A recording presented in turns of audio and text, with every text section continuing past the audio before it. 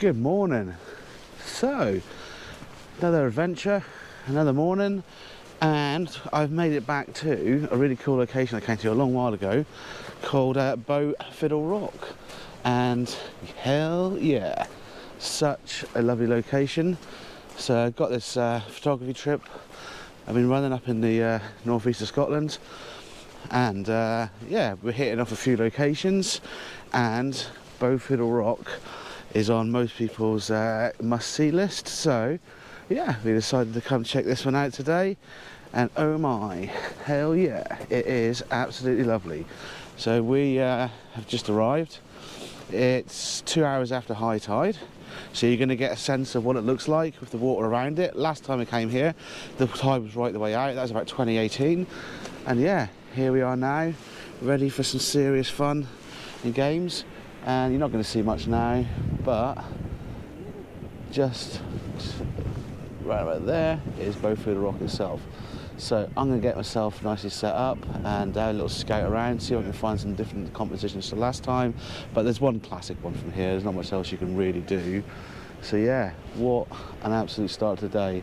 So it's been absolutely stormy as heck for a few days, and now we are just blessed now with this beautiful sunrise, hardly a cloud in the sky when we got up, and it's coming a little bit now, but it's going to be a good day for photography today. Definitely a chill in the air as well, but happy days. It is autumn, that's what it's all about. But yeah, been up in Scotland, photographing some stunning coastline for 5 days is what it's all about. I'm not going to be vlogging all those locations, we're certainly vlogging quite a few of them. And yeah, let's just gonna have a lot of fun. So catch you in a little while. Wow, we've made it down the slope, which was up there, but now getting in position. You can see here, Hazel's just getting herself set up, and that's the view you're granted. About 2 hours after high tide. Got about 40 minutes until sunrise. There's a bit of colour starting to break through. Some really nice high level cloud coming up as well. So yeah, definitely worth scrambling down. Did have a little look around to see if there's other places we could get some vantage points from, but I think with the lead in line with the rocks here, I think this is absolutely perfect. And more rock is going to get exposed as we come through the shot as well, as we come through the shoot time. And yeah, what a gorgeous view, huh? So yeah, I am going to get my camera set up and see what we can find. So I've just been setting up the camera. You're not going to see too well what's in there, but that's kind of what we're getting. It's lovely red skies, water's just coming up on the rocks. It's a little bit hot on the right hand side over there. So there's not a lot of cloud cover in there, but this is working out really nice. I've shooting I don't know, about 55, 60 mil on the 32-64, but bringing it right the way out to 32 gives quite an interesting composition. You get the rock formation all around the side as well, kind of like what you're sort of seeing there really. So I'm thinking maybe 23 mil to frame the sides of the shot, get a little bit closer to the rock, so you're pulling in all that sort of shape in there as well. And we might be able to get something really interesting because there's a lot of pink sky. So I'm not going to hang around and chitter-chatter on here because that colour's going to be gone fairly soon as well, and I want to get this shot because I think it's going to work out really well. I'd love to get on the rocks in the foreground there and then shoot straight down. I think that would be the killer shot, but got the rest of the party with us, so let's not. But we can, yeah, really get something good from here.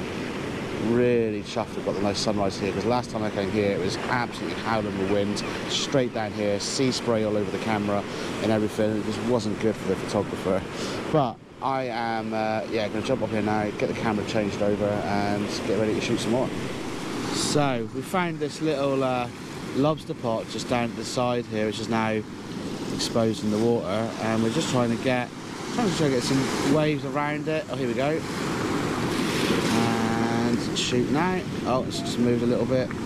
Yeah, it's a bit tricky to get it because it keeps moving in the waves and everything, so we get a lot of blur on there, which just proves a little bit hard to get it tack sharp as I'd like. I think I might have got it that time. Yeah, I can see the ropes on it. It's really nice.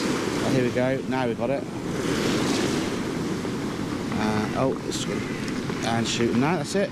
Perfect. So now I've got the water running out of the lobster pot, back out to sea. It's nice and tack sharp. That should be exactly what I was looking for on the shot there.